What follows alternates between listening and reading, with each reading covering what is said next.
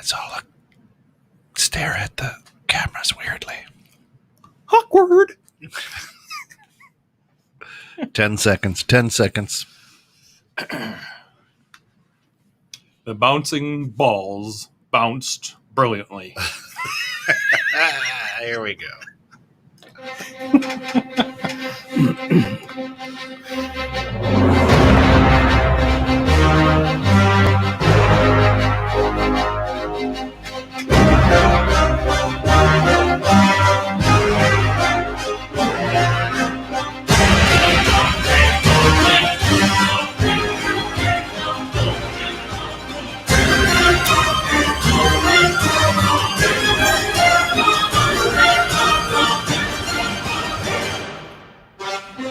Welcome to the Bear Facts on Guns, where host Derek Baer and his guests are locked and loaded to educate, inspire, and answer your questions about firearms.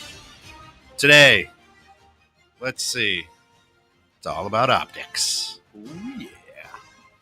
Music sounds like some Indiana Jones. That's right. We love it. Ready, aim, Derek. Oh, welcome back to the show, everyone. Thank you so much for tuning in on this fine Thursday evening. It's evening now. Yeah. What is the right term for evening versus afternoon? When does it stop? Is it 5 o'clock? Yeah, it's 5 o'clock someplace. When I get up from my nap. What's the acceptable? I asked this on a Facebook post the other day, and I'd really like to welcome Gun Show here to the show. Welcome to the show. Gun Show? Shogun. Oh, I messed it up, didn't I? Shogun. I'm so sorry. Dozo.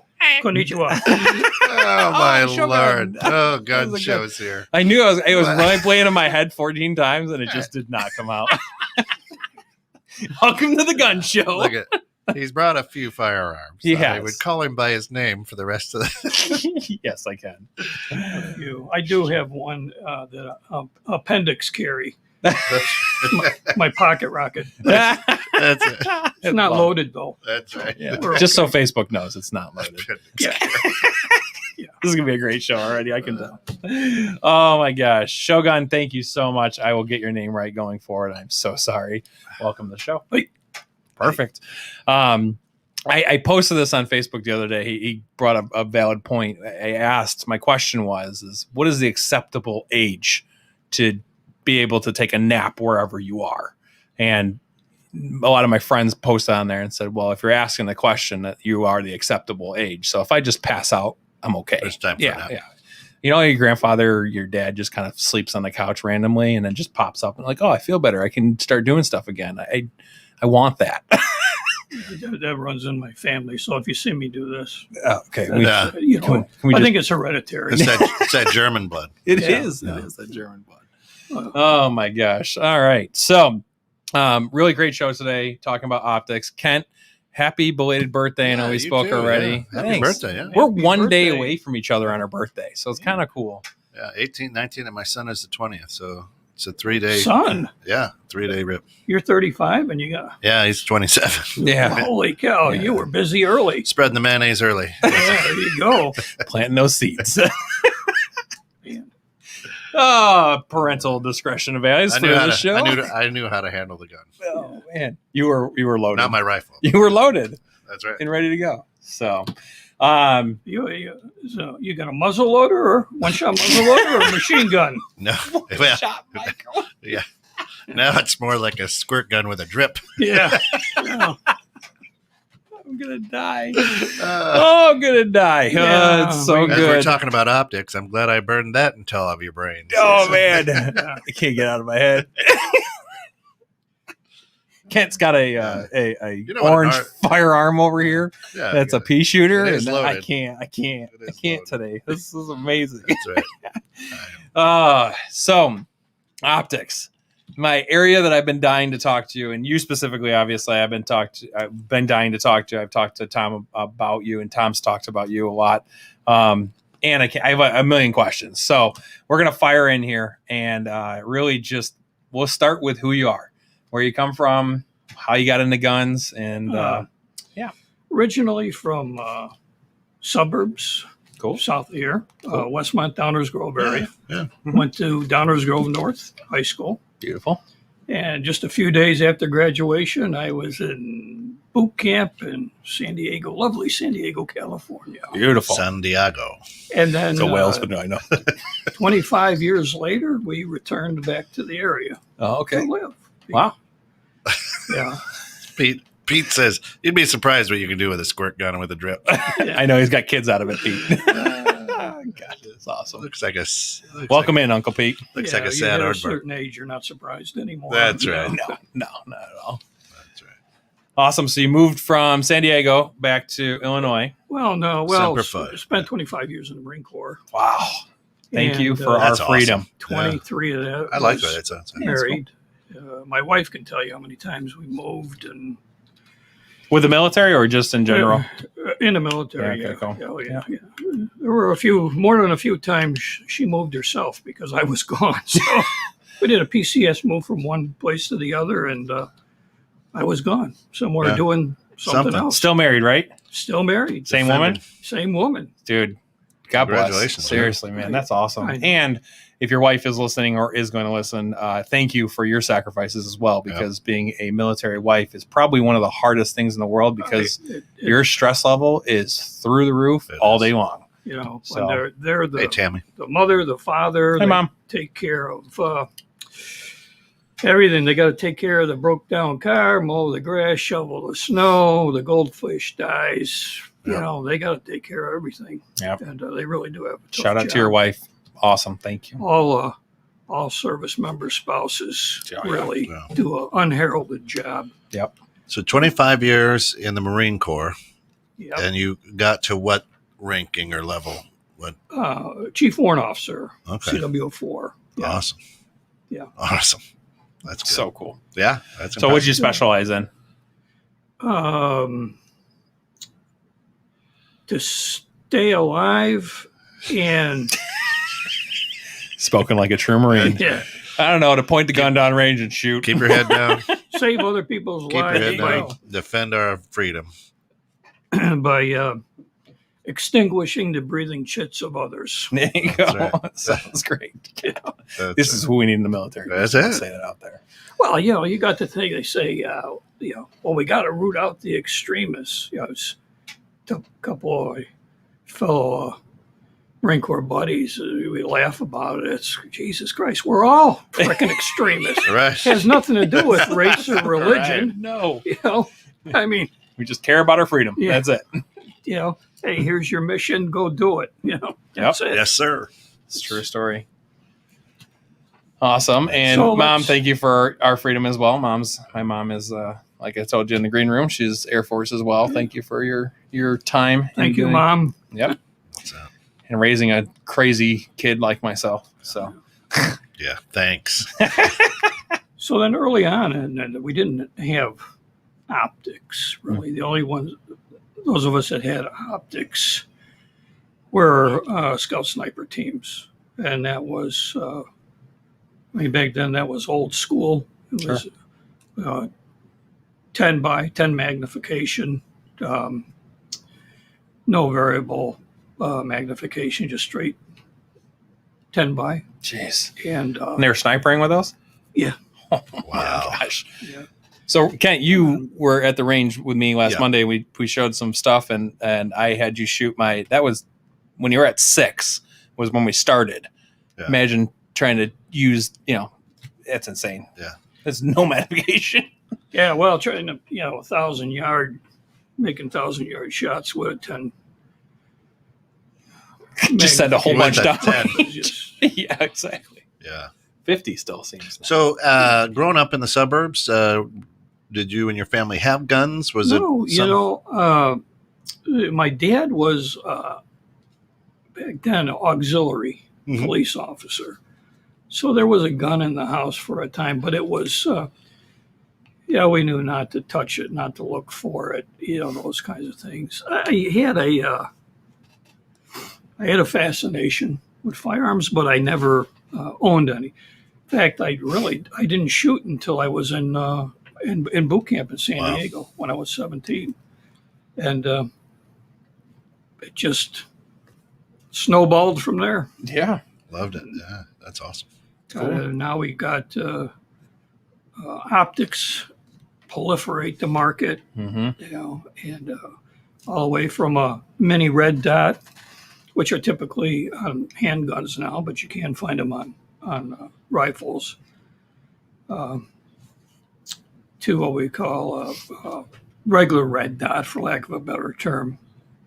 Mini and red dot, holographic sight, magnifier, and then of course your scopes, which either magnified or unmagnified. So real quick, I mean, the things you're talking about, number one is there's a lot of different types on the market, right? And when I first got my 308 and was looking for a scope, there's a ridiculous amount of differences across the board. Yeah. Pricing, magnifications, strength, MOA versus mil. There's like, I literally had to spend almost 2 days on YouTube and Google trying to figure out, number one, what the heck any of this meant. Number two, am I buying the right scope? And number three, am I not spending $2,000 on a scope because, oh, I want all this, and oh my God, it's $2,000. And the same with the red dots. So when I was looking at red dots for my pistol, you could spend $2,000 on a red dot. Oh yeah, I mean, easily, without really anything too insane, other than the fact that this thing looks amazing and has all these anti-glare, and you can see it in daylight and you can see it in dark. You know, it's got a whole bunch of stuff on there. How does one go on if you're a new gun owner, and let's just start with pistols and you want to start with a red dot?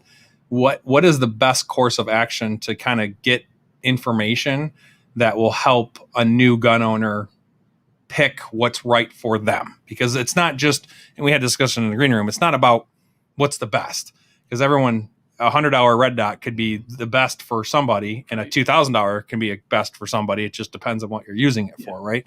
So how does one go find the starting point to that? Well, with anything, whether it's the firearm itself or the optic, I always say two foundational principles. So first one is, what do you want to do with it? Mm-hmm. And then the second piece is your price point. You know, what can you afford? What can you not afford? Yep. I've tried many. I personally like Trigicon for the mini. Okay. Red dots. And I'm a big Vortex fan for the regular. I like Vortex a lot, actually. Yeah. Yep. And that's after trying. I'm not saying there's any good ones out there. You know, Burris, Sig has good optics too. But it comes down to personal preference. And then, of course, price point. Apparently my mom said that her dogs love chasing a red dot. Mom, I have so many questions about why your dogs are chasing a red dot on a gun right now. Shouldn't be chasing a red dot. Nope. Maybe a laser. Yeah, exactly. That's probably what she's talking about. Yeah, the red dots are hidden. You can't see it. They're just in the optics.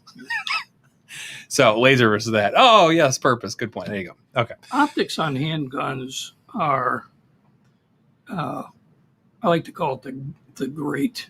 It's a force multiplier, especially as we age and our eyes aren't as good. Yeah, you don't have to worry about getting that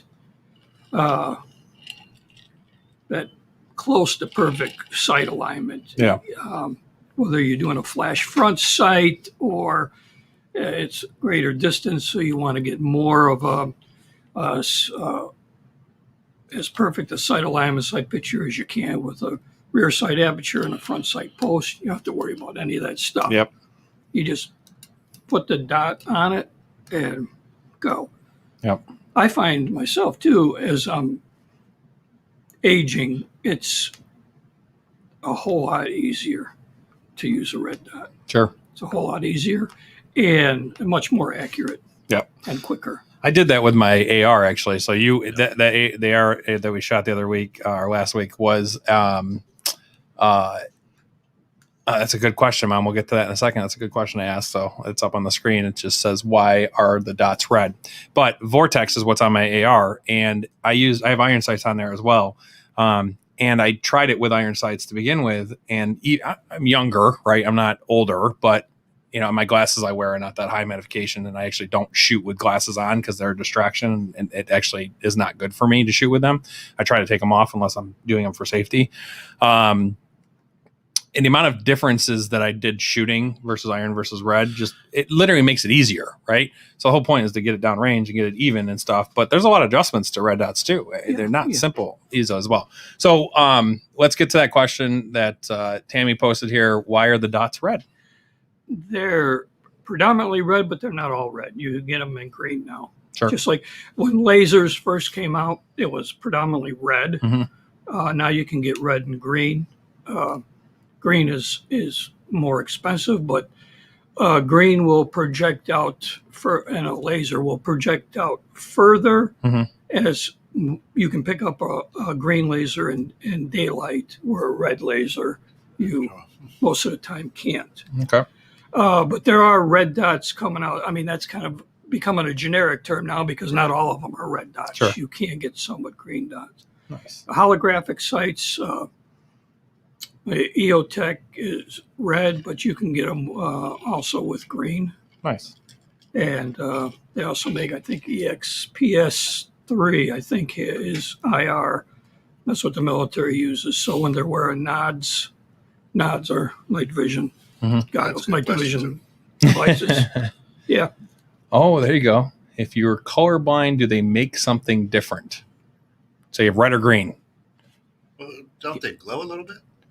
They do glow, but if you're straight up colorblind, even like a red stoplight is completely nothing to you. Like it could be a completely wrong color, but I would think it would probably just be a different shade. dot. I don't know, would it be a black dot? Right. Yeah, anybody colorblind out there that has a red dot, please chime in right now. Yeah. Sounds great to answer that question That's a because good question. I don't know about that. Yeah. And what color? It doesn't matter what color it is at that point. It does take a little bit of getting. And we all should be colorblind. But that's a whole different show. So true. Yeah. Bridge and Seventh Tension on I got Fridays. you. Went a little bit over the head. That's right. Sorry, slid right off. Took a left turn real fast. Oh, I took that's a longer nap today, and I didn't have time to do my hair. So I gotta apologize for that. Yeah, it's okay. We're a bunch of bums in here anyway, so it's all good.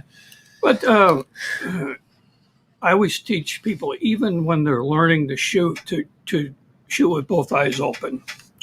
Because I can't do that. when the proverbial shit hits the fan and you go from fine motor skills to gross motor skills, you're not going to close an eye. Damn it. I tell you, you are not going to close an eye. So what I noticed when I went last week to the range, and I don't own a gun, right? So it's kind of the first time I've ever been in a range. It was the first time I've ever been in a range. Was with the handguns, I was better with both eyes open. Yes. That's why I try to get new gun owners, new shooters, to start right from the beginning to shoot with both eyes open. They say, well, why? I said, because, first foundational principle, what did you get the firearm for? Well, home defense, 99.9% of the time, if it's a handgun, to carry and or home defense. Okay, so what's going to happen with home defense? You get the big, forced entry in the middle of the night, you grab the gun, you are not going to close an eye. Right. You are not going to close an eye. So let's just try to learn right from the beginning. It also helps with people that are cross-eye dominant. Like you're right-handed, but when you do your eye dominance check, you find out you're left eye dominant. Okay, how do we train them that way? I don't have to get into shoot with both eyes open.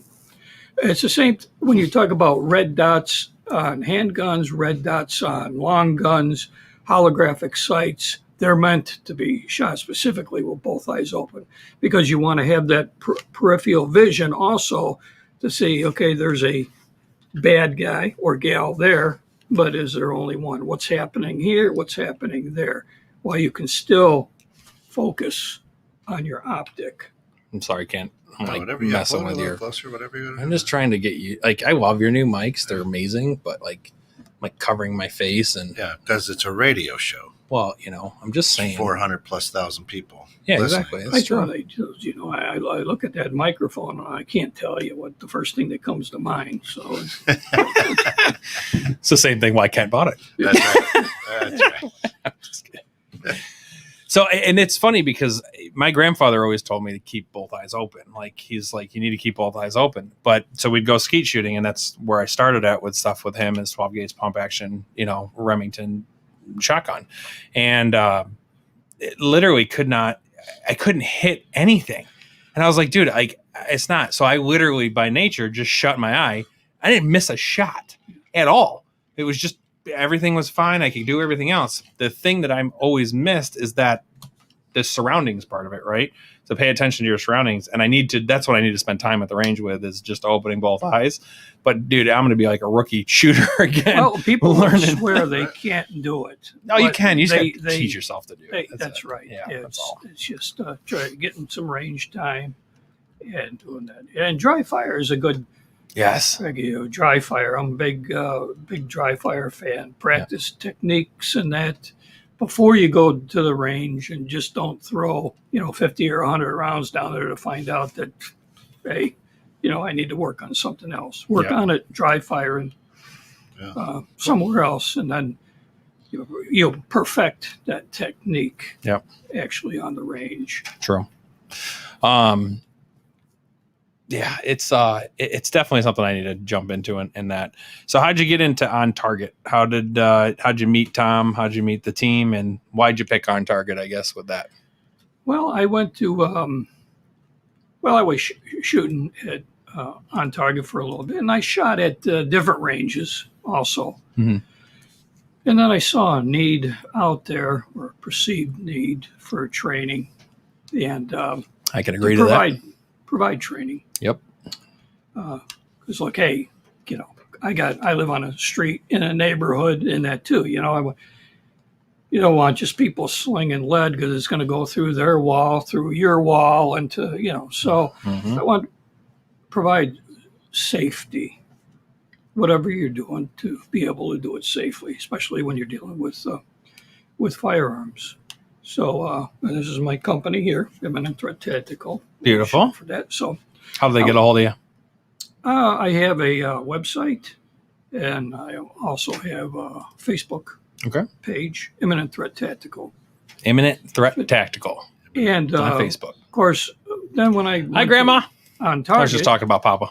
Tom is a Marine. You got Gunny Mike, who's a Marine. Yep. And we just partnered. They're on my insurance. So as part of it, I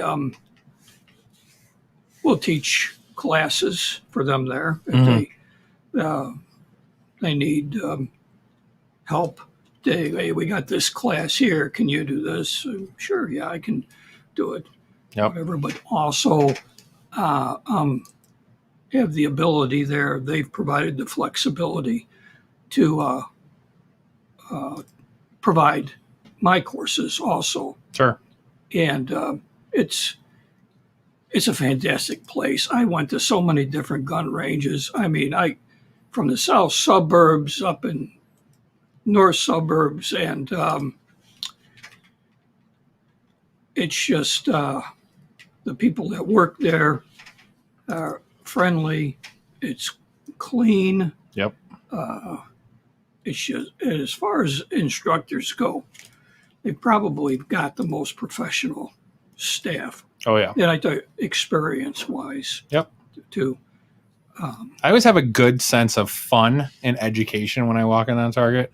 And, Kent went there too. This was his first, Target range that he's gone to. I've gone some crappy ranges in my life. And you can clearly see the difference where, you get that sense of feeling that you walk into a range and they're just eyeballing you.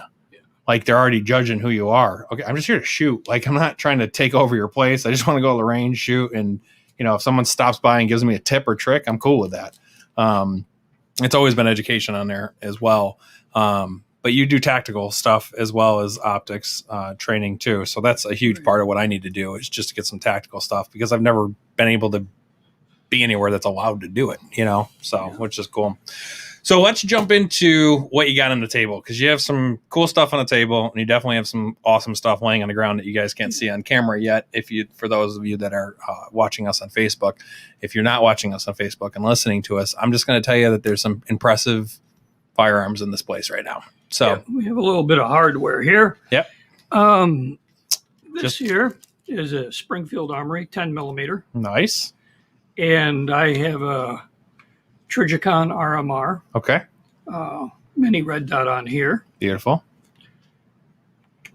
I also have mini red dots when we go to scoped rifles, and I'll tell you why I have that. But here I've got a Scorpion pistol caliber carbine 9 millimeter, and so cool. On here I have a Vortex red dot.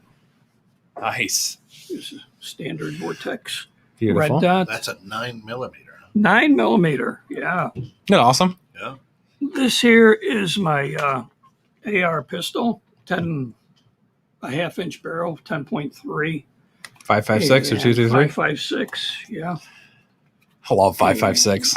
I've got a EOTech holographic sight and a 3x magnifier on it. Wow. So what is it? What's a holographics? I don't know what. Holographic sight. The nice things about holographic sights are, to contrast that with a red dot. A red dot is like a satellite dish. It's LED lights only projecting one way. Yeah. So if you're that round is not necessarily going to go where that red dot is, depending, are you down underneath, shooting from underneath a car or whatever. Nice thing about holographic sights is that this holographic sight, you can be in any position, and wherever that reticle is, that's where that round is going to go. And so it's zero magnification, so we have a 3x magnifier on here that if you need a little bit, cool, reach out a little bit more and touch somebody. To be honest with you, in the day, we used to use these more for, we'd pick it up and look through. Like a binocular type. That's why we got a quick disconnect on it. We just take it off and look, so non-threatening, so you don't have to pick up the gun and look at somebody. What is that over there? Are you pointing that at me? Right. But if you're in a situation where you're, 100, 150 yards away, and is that a gal? Is that a guy? What do they got? Whatever. Mm-hmm. You can flip up your magnifier and then make your decision: shoot, no shoot, kind of thing.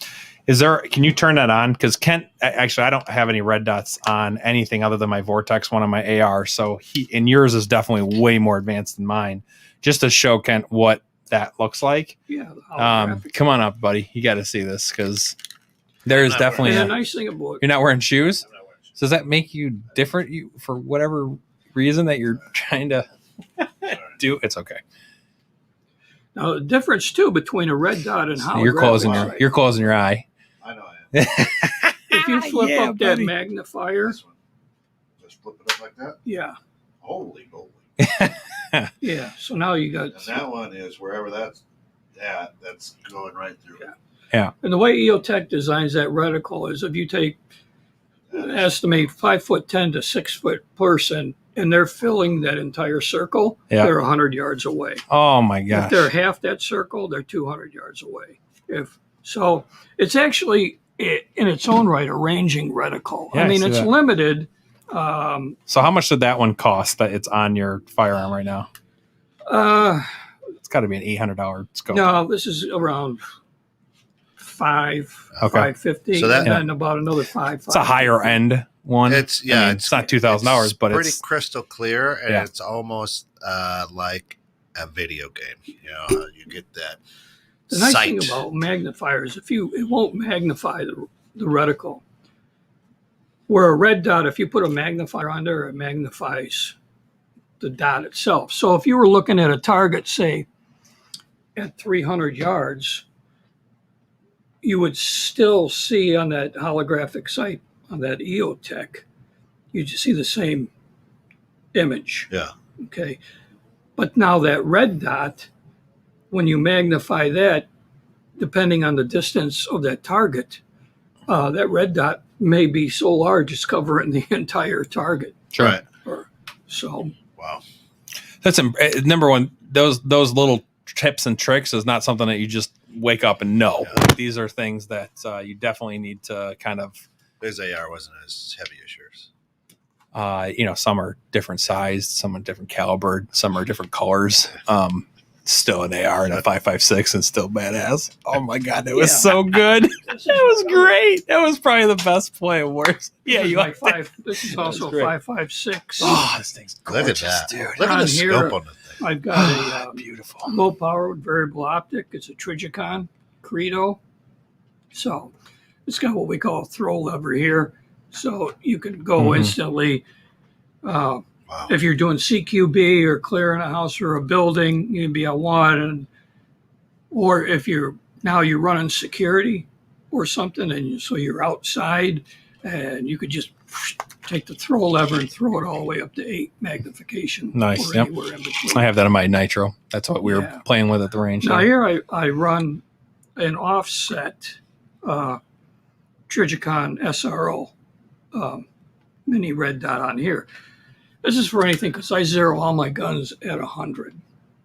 Because the reticles I use, I always go with first focal plane, scopes, and I always zero at 100. So I've got a zero stop. So if I've got something 100 yards or in closer, I don't have to worry about that. All I do is I rotate 45 degrees and I can engage that target with the. I was going to ask with you. the mini That's red pretty dot. cool. Yeah, he's definitely a badass with that. That's I'm not gonna lie. And then of course, Some all John my Wick stuff going guns on right that now. I precision shoot with, I've got a bubble on here because you want to take the cant out. If you've got a cant in there, so as I'm down and I'm on the scope, and I can just briefly focus my left eye on bubble, make sure I'm centered, because what that cant will do as the distance increases to the target, it's kind of like a cone, whether you're canted left or right, it's going to push that round. It's like left when or you're right. golfing and you kind of go canter out, canter, Yeah. slice it in. Yep, exactly. Yep. Yeah. If you're engaging bad guys, they usually don't like to give you mulligans. Okay. So Yeah, a couple points, too. Now this 308 you're bringing up here, I think it is, right? Yep. Right. I'm getting good at this game. You're doing pretty darn good. That was quick. Yeah. I'm impressed. Good This job. this telescope that you have on here for those listening. It's a big scope. Thank you. How long does it take you to figure out? I mean, you're a pro, but a guy like Derek or me, how long does it take you to figure out how to sight that in and About an hour Work and about that. 2 days of research. Yeah. Just kidding. First For me thing personally. is I always, when I'm teaching my classes, now you can bore sight zero on your own amount, but I always suggest to people take it to a gunsmith okay? who will properly mount it, because you've got different torque values on your mounts, you've got different torque values on your rings. Wow. I freaking Okay. messed up all that. Yeah. And Jeez. the key thing is eye relief. So where do you put your cheek on the gun? So you adjust your cheek rest here because you want to get all the scope shadow out, but then eye relief here. Yeah. Usually it's anywhere from 3 to 4 inches. I'm running about 3.5 inches. That's what, Comfortable. and then you can work with the gunsmith on that. So he can keep it loose and he can slide it back and forth. And hey, that's my sweet spot. And then he'll torque it down.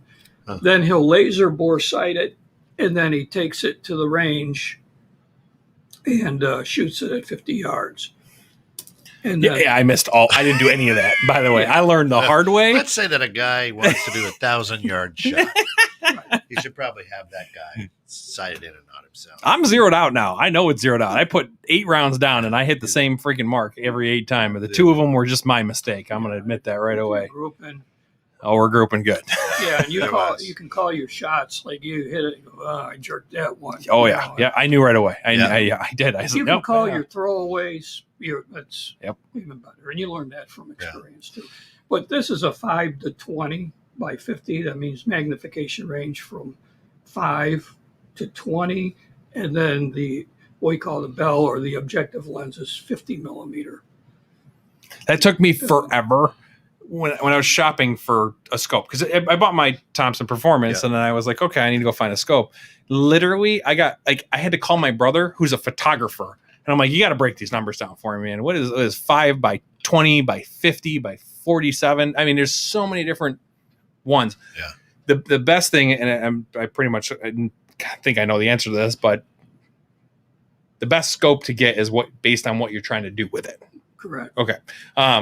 So, yeah, I mean, and I told you this in the green room. I get asked a lot of questions about what's your favorite gun, what's your favorite scope, what's your favorite whatever.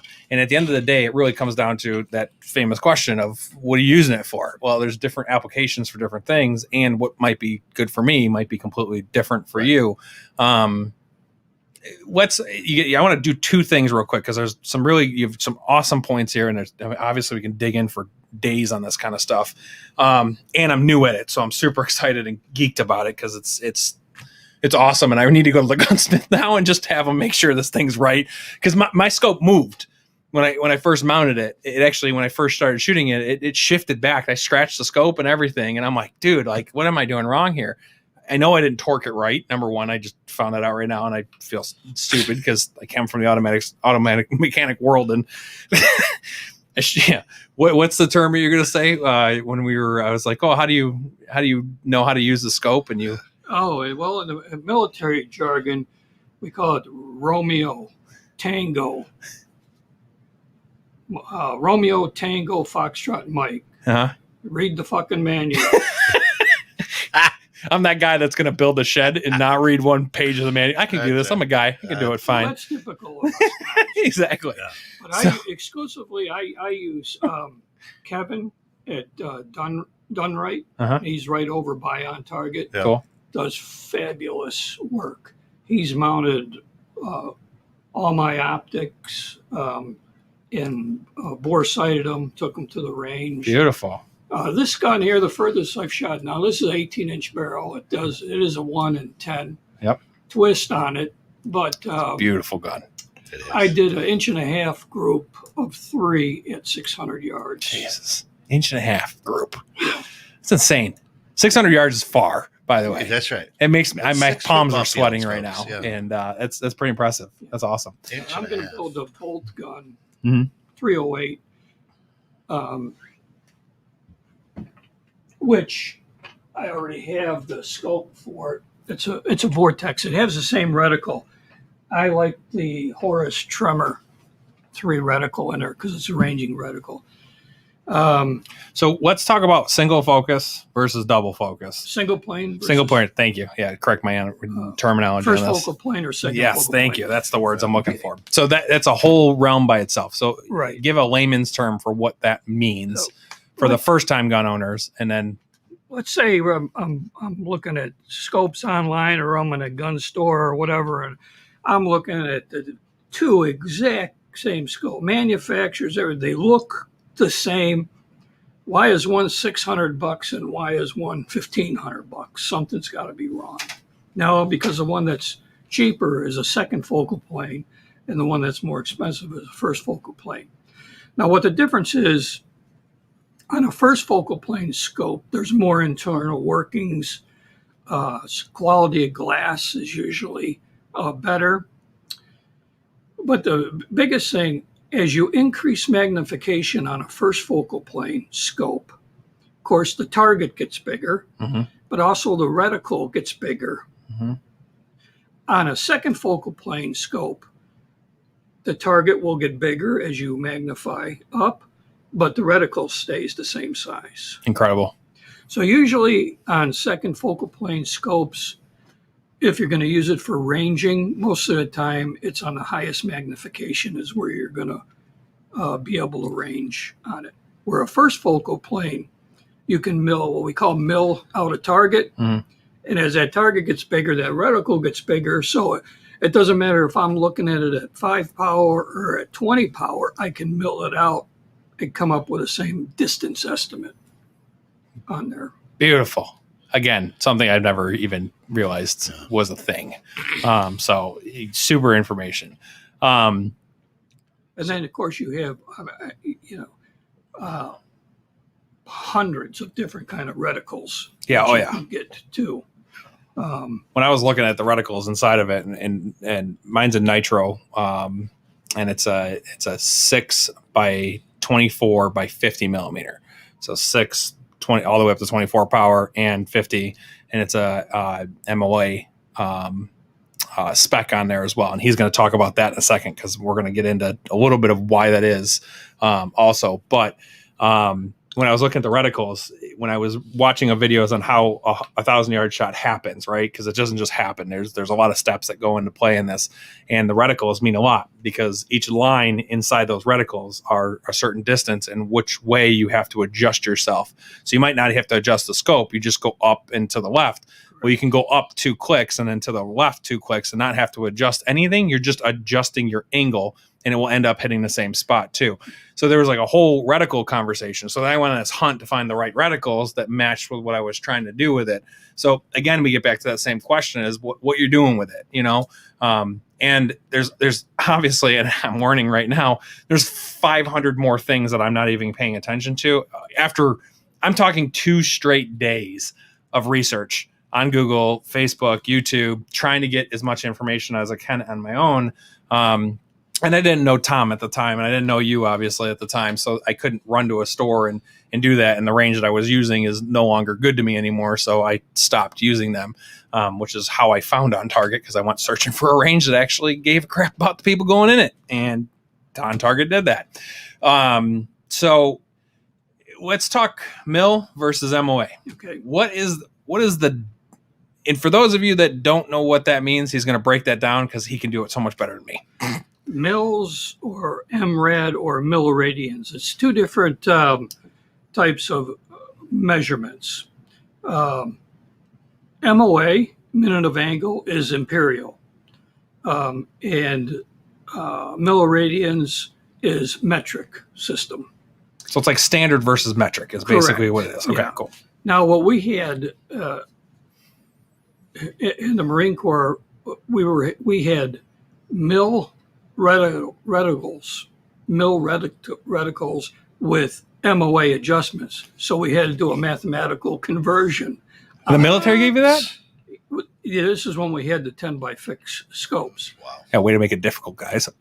Now, all military branches are strictly mills, Okay. milliradians, because the adjustments art is fine usually, and again, you got to read the fucking manual. But some MOA scopes, each click is 1/4 of an inch at 100 yards. Some are 1/2 an inch at 100 yards. Mm-hmm. And then, by the way, so what you do then is you multiply that by how many more 100 yards. So if it's 600 yards. 600 yards out, you have to multiply that to actually come up with, it's not 1/2 an inch anymore. It's now 2 inches or 4 inches or whatever the calculations are on there too. Wow. So yeah, the big where mill scopes make it a whole lot easier is actually the torch itself. If you're going to dial, and we call it either you dial or you hold over and hold off. I personally like to hold over and hold off because it's quicker, but I can also dial. But on milliradians, like all my scopes are mills, you'll have solid numbers on here, 1, 2, 3, 4. Mm-hmm. And in between there is 9 smaller marks, and that's 0.1 Okay. mil. So it's like a ruler almost. So yeah, yeah.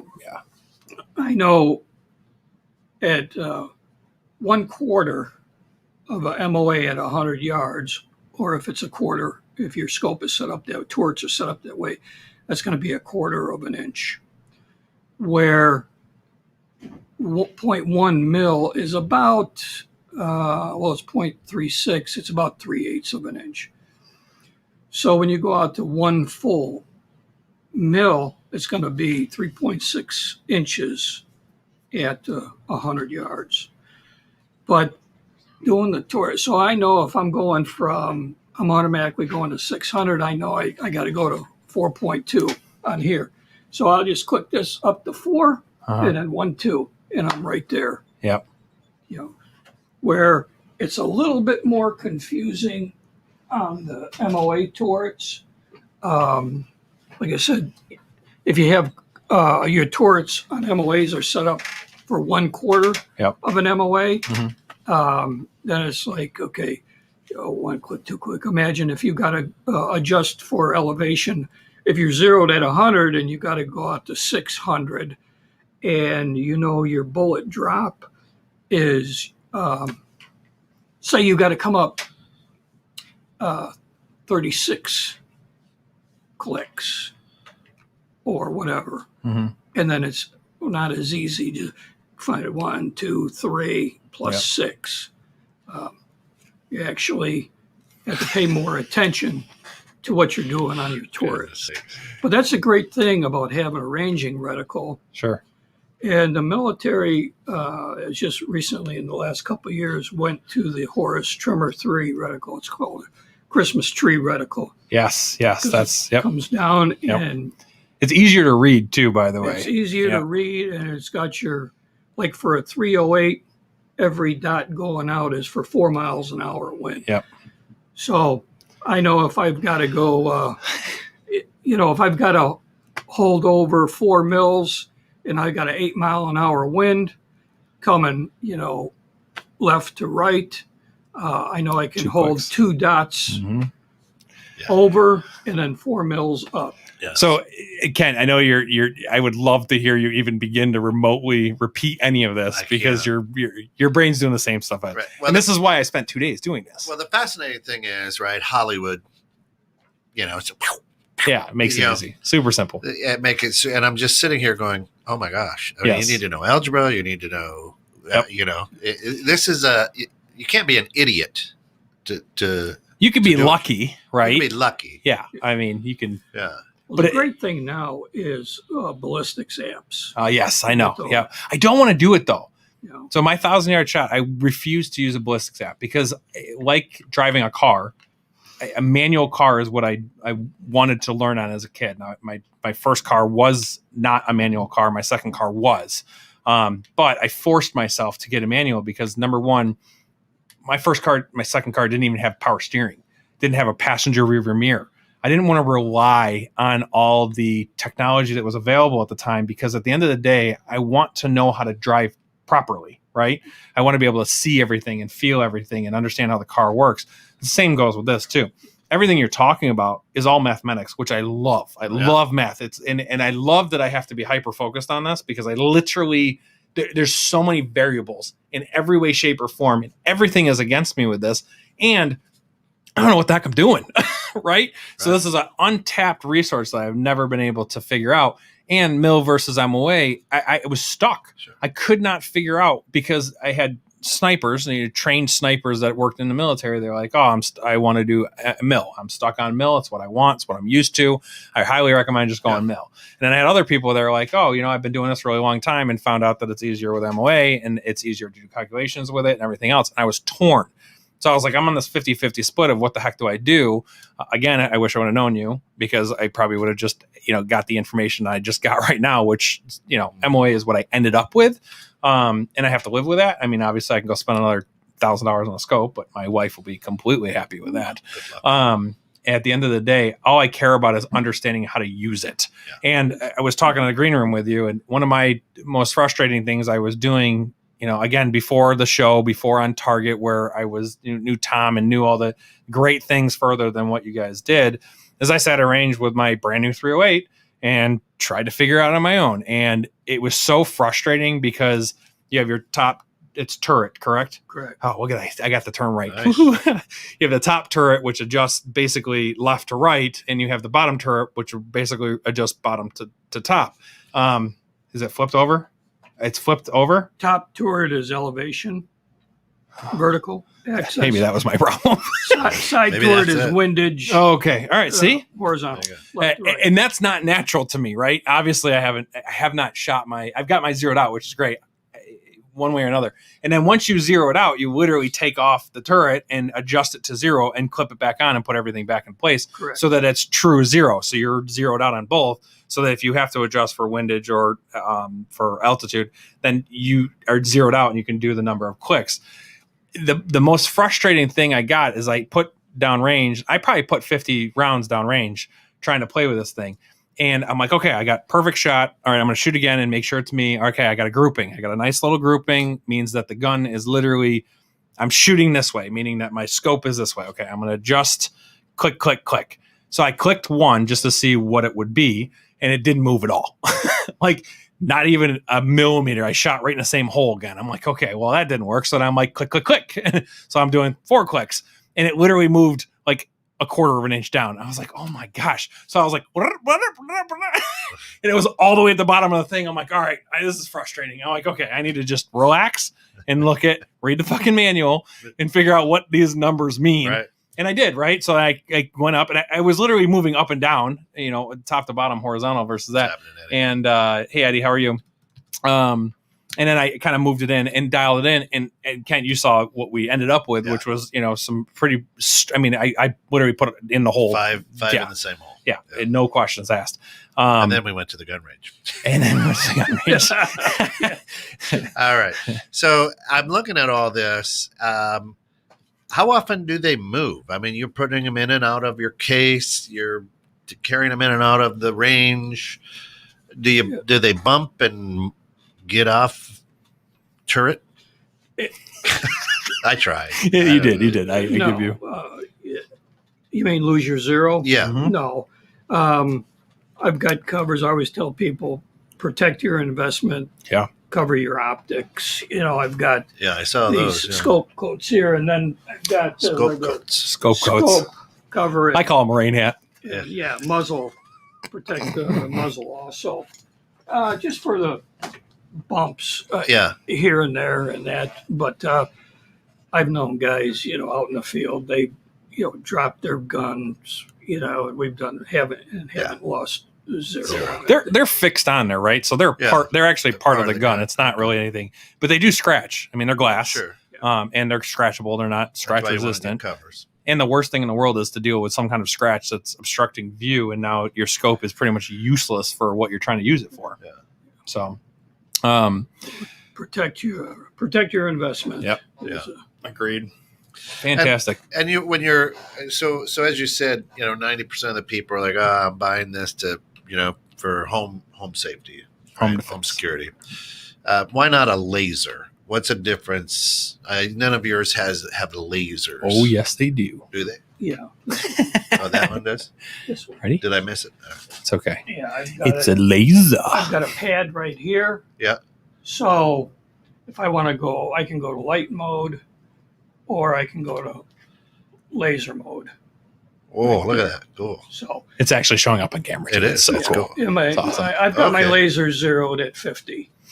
So if my optic goes down, I've got backup sights, but obviously I can't get to my rear. I don't have enough time to get this off, so I can go right to laser.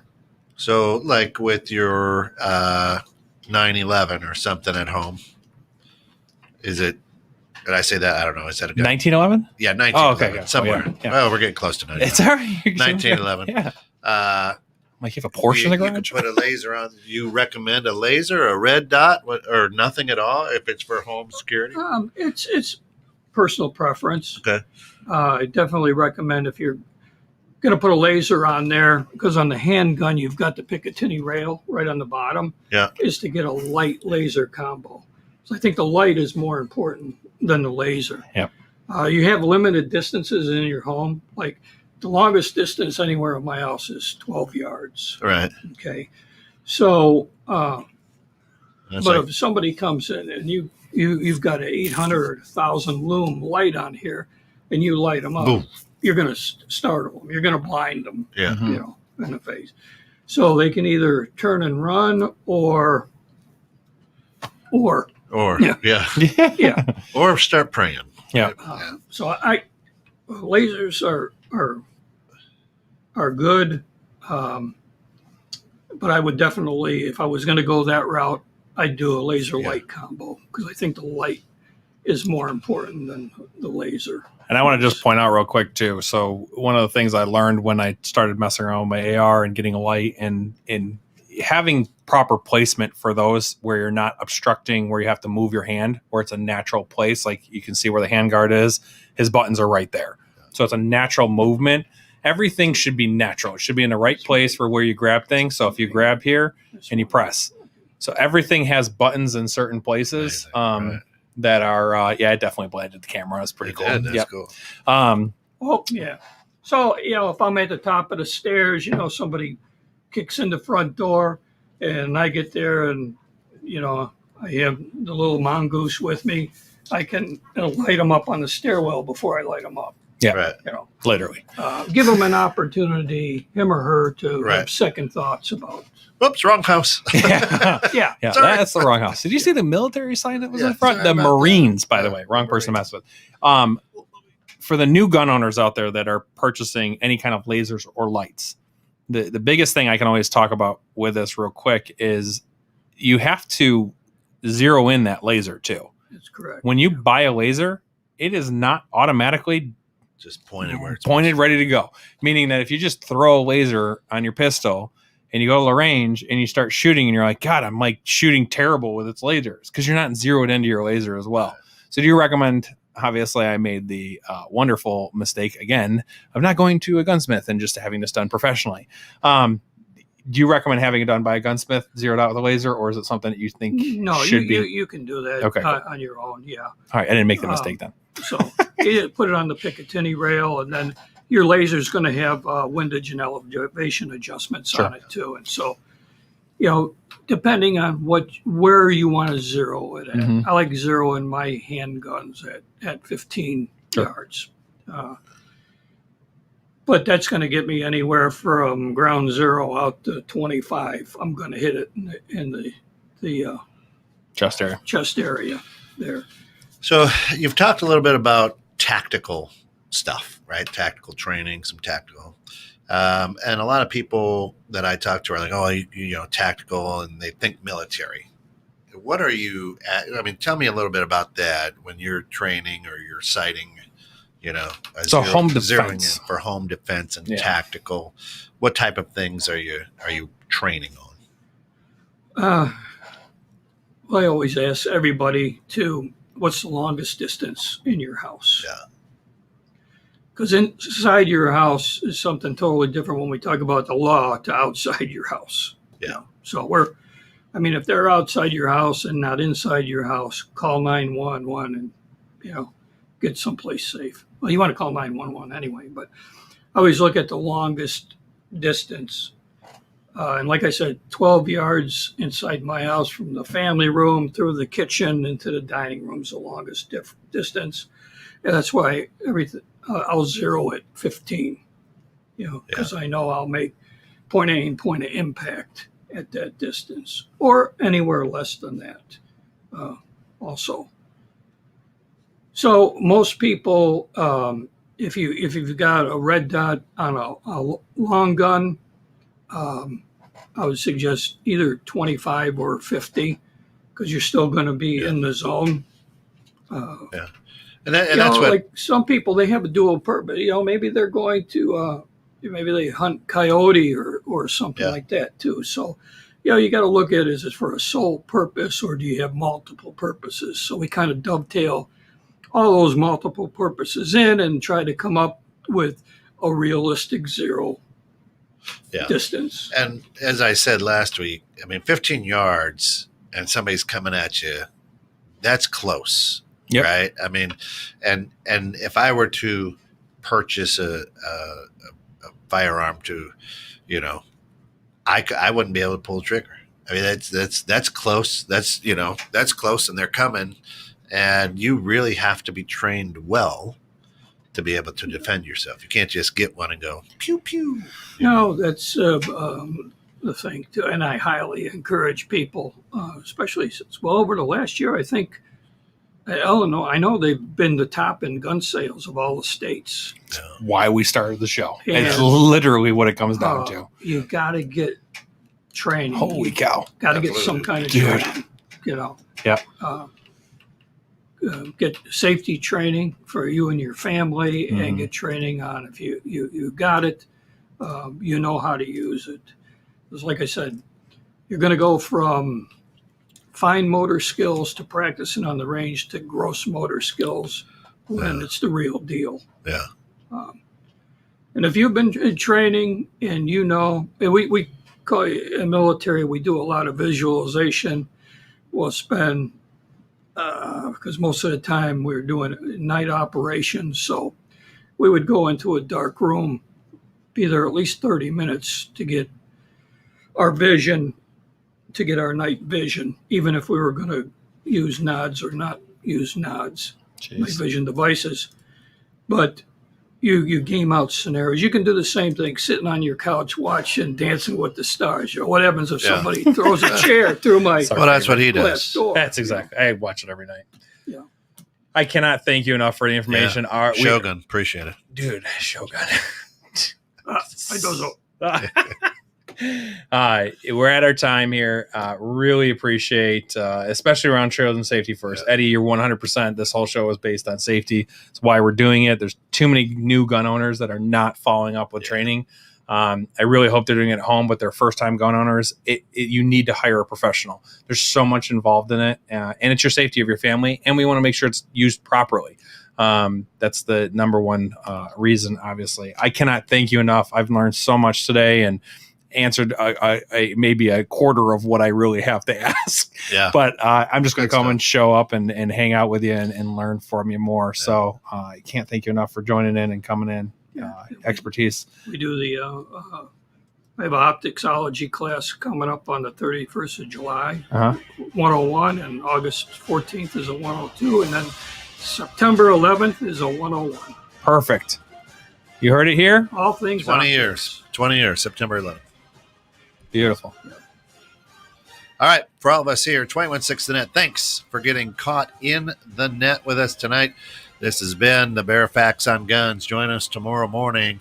Mary Catherine's Power Hour early at 6, followed up by The Grounds with Giles and Jones, and then Bridging Civil Tension. And Dream then there's Home Experts. Dream Home baby. Experts at noon. We've got the Neighborhood Pulse at 1. It's a crazy day tomorrow. It's awesome. Fridays are fun. Good stuff. Thank you, guys.